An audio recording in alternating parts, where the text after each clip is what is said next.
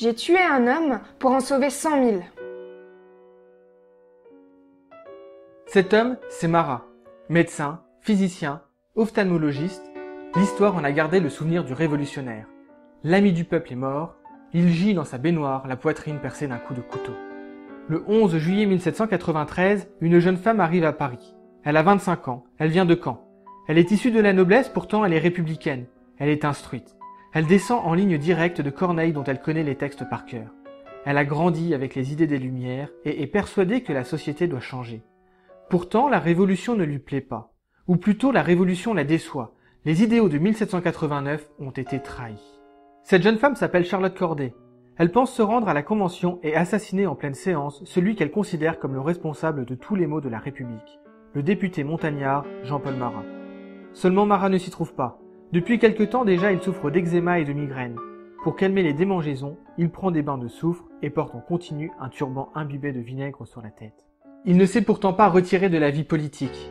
De sa baignoire, il continue de correspondre avec la Convention.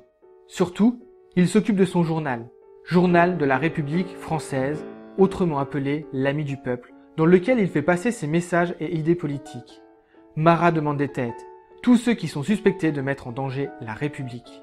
Ce journal lui vaudra de nombreux alliés parmi le peuple, mais également de nombreux ennemis. Quelques mois plus tôt, les Girondins l'avaient mené devant le tribunal révolutionnaire. Acquitté, il fut porté en triomphe. Les Girondins sentant le vent tourner, déjà quelques-uns sont accusés, une dizaine d'entre eux fuient la capitale et se réfugient à Caen. Là-bas, ils n'ont qu'un nom en bouche, Marat. Charlotte Corday les côtoie. Elle met un nom sur les plaies de la République et prend alors la décision de rejoindre la capitale.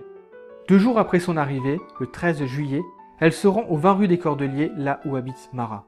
Il est 7 heures du soir. Elle est déjà passée 2 fois dans la journée. L'accès lui a été refusé, mais elle a pu lui déposer une lettre. Citoyen, j'arrive de Caen. Votre amour pour la patrie me fait présumer que vous connaîtrez à vos plaisirs les malheureux événements de cette partie de la République. Ce soir-là, elle atteint le vestibule. La femme de Marat et sa sœur lui barrent la route une nouvelle fois. Le ton monte, Marat entend l'altercation, cette jeune femme vient de Caen, il veut la rencontrer. Lui, allongé dans sa baignoire, elle assise face à lui, elle entreprend de lui donner les noms des députés girondins réfugiés en Normandie, assurée qu'il ne pourra faire usage de cette liste. Elle lui demande ce qui leur arrivera. Marat leur promet la guillotine. Elle sort alors le couteau de son corsage et le plante dans la poitrine de sa victime. Elle ne réussira pas à s'échapper, mais elle plongera la liste dans l'eau rougie du bain pour en effacer les noms. Marat n'est plus. Peuple, tu as perdu ton ami, dira Guiraud à la Convention. Ô spectacle affreux, il est sur un lit de mort.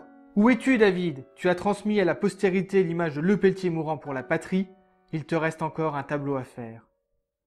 Aussi le ferai-je, répondit le peintre. Il lui faudra 3 mois pour réaliser ce tableau. Marat est allongé dans sa baignoire. Il ne vit plus. La plaie sur son torse est visible. L'eau est teintée du sang du martyr. Son bras droit pend au sol où gît l'arme du crime, le couteau de l'ange de l'assassinat. Malgré la violence du crime, le tableau dégage une certaine douceur. Ce tableau se démarque de la multitude qui a pu être réalisée par d'autres artistes durant l'été 1793.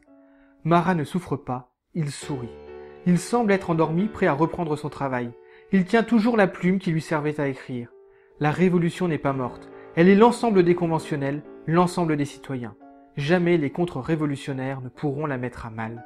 Charlotte Corday a échoué. Elle n'apparaît même pas dans le tableau. Il faut la faire oublier. C'est Marat qui importe. C'est la République. Sur la planche qu'il a glissée au milieu de la baignoire pour pouvoir travailler, il tient encore un billet. Seul rappel de son assassin. C'est le message qu'elle lui a fait parvenir plus tôt dans la journée. Le message par lequel elle lui demande à le rencontrer.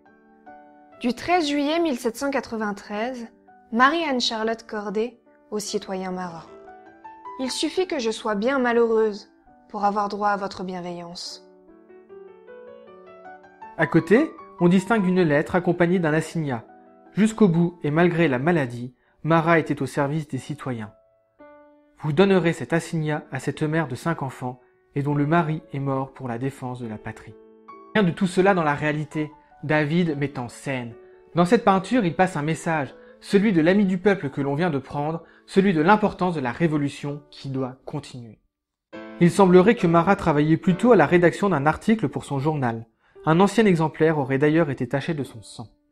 David également député, était proche de Marat. Il l'avait rencontré la veille de l'assassinat. Sa signature est apposée comme une dédicace. À Marat, David. Charlotte Corday sera guillotinée le 17 juillet 1793. Durant son procès, elle dira « J'ai tué un homme pour en sauver 100 000 ». Mais par cet acte, n'a-t-elle pas commis ce qu'elle reprochait au tyran ? Pardonnez-moi, mon cher papa, d'avoir disposé de mon existence sans votre permission. J'ai vengé bien d'innocentes victimes. J'ai prévenu bien d'autres désastres.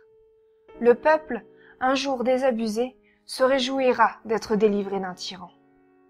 Adieu, mon cher papa.